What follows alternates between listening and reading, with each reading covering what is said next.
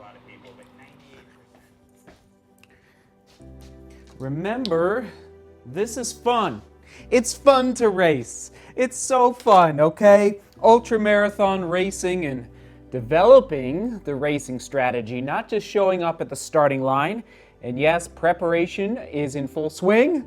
Doing the pattern, okay? Pattern recognition for endurance athletes is very apparent and prevalent in our lives. We like habits, we like patterns, we like to do things. Oh, that's why we take the same motion over and over, thousands and thousands of times every day, and meaning moving forward, onward and upward. So today is part of that process. All right, you're seeing some of it on your screen right now, including laying out all the gear. All right. You already saw the coffee tradition. You know what that's all about if you've been watching for the last couple of years. All right, there you go. And also, as far as preparation for the race, for the ultramarathon, and I guess if you are just showing up or maybe you've been away for a little while, I'm racing again. 10 months. Rotterdam was the last one, as I've said over the past couple of days. I had an injury in 2022. First injury in I think it was 2.5 years last summer, so feel okay about that, but it's nice to be back to the anxiety, nerves, all right? I'm not nervous, but I have nerves. There's a difference there, all right? And I wouldn't say I don't have anxiety. That's a little too strong, but I do know that runners out there, ultra-marathon runners, marathon runners, they can develop a little bit of anxiety leading into a big race. And for me, the reason I might have a few nerves is because I haven't done it in a while. You know, if I had raced a trail half marathon, 6 weeks ago as a tune-up race or any race in the last 3 to 4 months, I wouldn't have this level of nerves. But I do, and it's nice. And I'm going to talk more about that in a second. So, developing the race strategy, I've written out a lot of, just a lot of reminders, a lot of good things for me. I haven't done it yet. I'll do it in the morning, but I'll write out my intentions on my wrist, all right? When it gets hard, the sacrifice there on my wrist.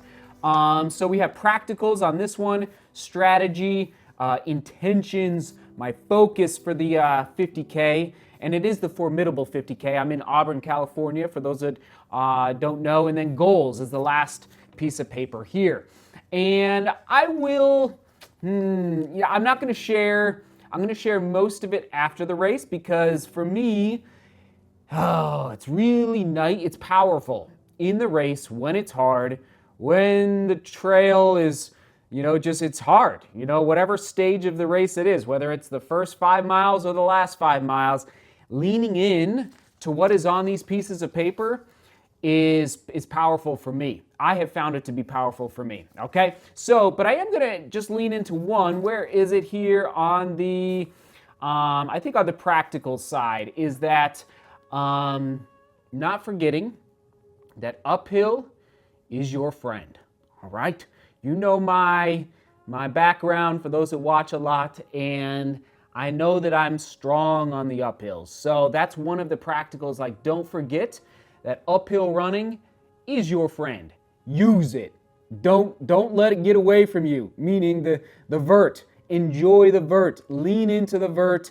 And really practical, a little subset of that is the toe off, all right, which I've been really dialed into on the trails, but also in the gym in the last 3 to 4 months since I started coming back from the injury, okay? So there you go. Write out your vision. That's part of my ultramarathon racing strategy. Enjoying everything, all right? Haven't raced in 10 months. The nerves that you have, the anxiety that you have, it's legit. Don't run away from that. Lean into the fact that you're a little nervous, and it's actually healthy, okay? As the air turns on, which means it's not snow. The AC right here is turning. There's no snow on the ground, which is a good thing outside here in California. So I want to enjoy the process. Everything from picking up the bib number to pinning it on, which I think I'm picking it up in the morning because I don't think they're doing that today. So nerves are good.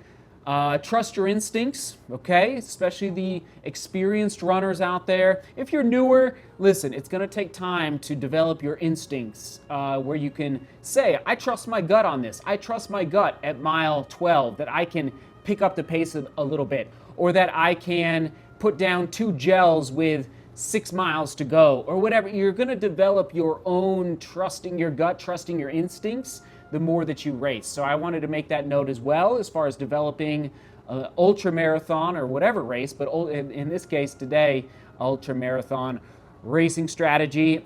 Study the course, been studying it a lot. I obviously haven't raced this course before, but I feel good about the overall loops that we're going to be doing, and then also where the vertical gain is going to be happening. Again, back to using the uphill. That's running uphill is my friend. So I'm going to lean into that a lot. And maybe one of the last points as far as your race strategy, and so I'm talking about the practical side, but I'm also talking about frankly, the mental side. I should say, sorry, the physical side, but also the mental side.